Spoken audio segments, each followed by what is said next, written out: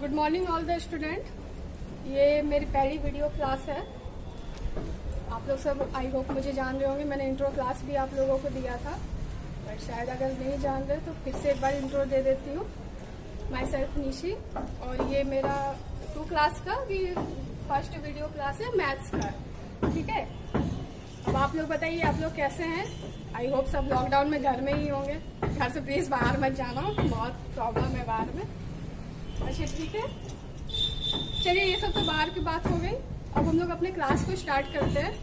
आज का पहला टॉपिक है, पहले आज मैथ्स की क्लास होगी, तो क्योंकि आज मंडे है तो आज पहले मैथ की क्लास लेते हैं। उसके बाद फिर नेक्स्ट रीजनिंग वगैरह लेंगे, उसके बाद की क्लास जब होगी तो चलिए आज का पहला टॉपिक है, हम लोग लाइन और शेप्स के बारे में पढ़ेंगे। लाइन और शेप्स के बारे में।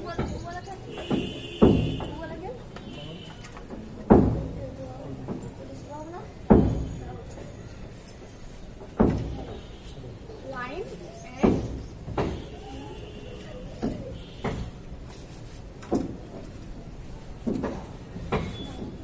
शेप।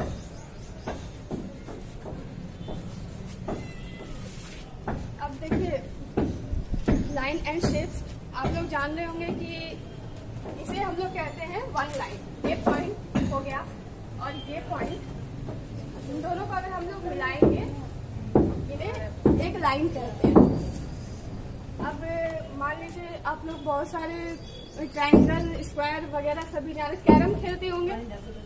कैरम हमारा किस शेप का होता है? कैरम जो हमारा होता है वो स्क्वायर शेप का होता है। कैरम बोर्ड आप लोग सब खेलते हैं, आप लोग सबको पता है कैरम बोर्ड हमारा स्क्वायर शेप का होता है, तो इसे कहते हैं लाइन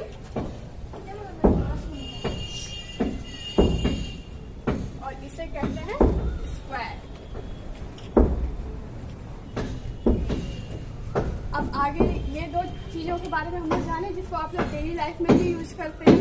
और लाइन्स वगैरह को हम लोग कहीं भी लाइन खींच ही देते हैं, हम लोग पता है बचपन में भी हम लोग खींचते थे। हम लोग एडिंग भी लाइन खींच के ही करते हैं। स्क्वायर भी हम लोग जान रहे हैं क्योंकि हम लोग कैरम खेलते हैं, और हमारा खुद का बोर्ड भी, ब्लैक बोर्ड भी होता है, वो भी स्क्वायर शेप का होता है। इसके बाद हम लोग पढ़ेंगे रेक्टेंगल के बारे में। रेक्टेंगल एक्चुअली क्या होता है? स्क्वायर जो हो गया वो चारों ओर से इक्वल साइज में रहता है। ये लाइन भी इक्वल होगी, ये लाइन भी इक्वल होगी, ये लाइन भी इक्वल होगी और ये लाइन भी इक्वल होगी। बट अगर हम लोग इसके बारे में पढ़ेंगे, रेक्टेंगल के बारे में, तो रेक्टेंगल जो होता है ना, वो उसका लेंथ जो होता है वो थोड़ा सा बड़ा होता है, मगर जो उसका बेस होता है जिसको चौड़ाई कहते हैं वो थोड़ी कम होती है। और ये इस टाइप का होता है, इसको रेक्टेंगल कहते हैं। रेक्टेंगल, ठीक है। इसकी लंबाई चौड़ाई तो बराबर होती है, मगर इसकी लंबाई जो होती है वो आमने सामने की वो बराबर होती है, मगर चौड़ाई जो होती है इनकी अलग होती है, उसे रेक्टेंगल कहते हैं। हमने 3 चीजों के बारे में पढ़ा, लाइन, ट्रायंगल और लाइन नहीं, ट्रायंगल अभी नहीं पढ़ा है, लाइन, रेक्टेंगल और स्क्वायर के बारे में। अब हम लोग ट्रायंगल के बारे में पढ़ेंगे। ये समझ में आया कि रेक्टेंगल किसे कहते हैं? रेक्टेंगल वो हो गए जिसके आमने सामने की जो भुजा होती है वो बराबर होती है, ठीक है। मतलब लंबाई जो होगी वो बराबर होगी और चौड़ाई दोनों की अलग होगी। और स्क्वायर हो गए जिसके चारों जो होते हैं लाइन, चारों भुजा वो इक्वल होते हैं, उसको स्क्वायर कहते हैं। और लाइन हम लोग जान गए कि बस एक बेसिक सी लाइन को हम लोग लाइन कहते हैं, जो दो पॉइंट को मिलाती हो उसको लाइन कहते हैं। अब आगे हम लोग ट्रायंगल के बारे में पढ़ेंगे।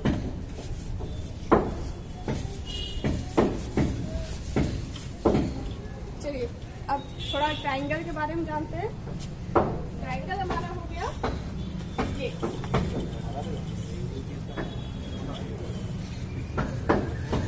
इसे हम लोग ट्रायंगल कहते हैं, ठीक है। इसमें जो होती है ये तीनों साइड से इक्वल ही होती है, मगर अब जैसे बहुत सारी चीजें होती है जिसमें आप समझ पाएंगे। शेप्स होते हैं, एक सिंपल सा एग्जांपल हो गया, आप तो समोसा खाते हैं, उसे भी कहते हैं ट्रायंगल के शेप में ही वो भी आता है, उसे भी ट्रायंगल ही कहते हैं। डेली लाइफ में भी आप लोग बहुत सारे ये यूज करते होंगे इस चीजों को। इसमें क्या होता है ना कि ये वाली लाइन, ये वाली लाइन और ये वाली लाइन, ये जो तीनों ये इक्वल होती है। ये आप ये नहीं कहते, ऐसे आगे भी इक्वल भी होती है और बढ़ती छोटी भी होती है, मगर इसे अभी नहीं सीखना, ये आप लोग के आगे क्लास में काम आएंगे। मगर इतना अभी इतने के लिए इतना ही आप लोग जानकारी रखें कि ये तीनों भुजाएं जो उसकी होती है, तीनों लाइन वो इक्वल होती है, उसे ट्रायंगल कहते हैं। तो हम लोगों ने पढ़ लिया, लाइन के बारे में पढ़ा, स्क्वायर के बारे में पढ़ा और ट्रायंगल के बारे में पढ़ा और रेक्टेंगल के बारे में पढ़ा। अब हम लोग पढ़ेंगे, एक मिनट, अब हम लोग सर्किल के बारे में पढ़ेंगे। ठीक है, सर्किल क्या होता है? बस ये हो गया हमारा सर्किल।